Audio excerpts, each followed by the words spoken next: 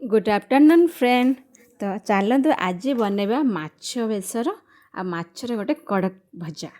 तो से माछ को भल भाव धोई हलदी लुण गलई झोल करने किसी माछ प्रथम सन्तुली नेबा आउ बाकी किसी माछ जीरा पाउडर चिकेन पाउडर कि जीरा और पियाजर मसला मैं पेस्ट बनैकी गलैकी गोटे कड़कता तड़कता भजा बन नेबा।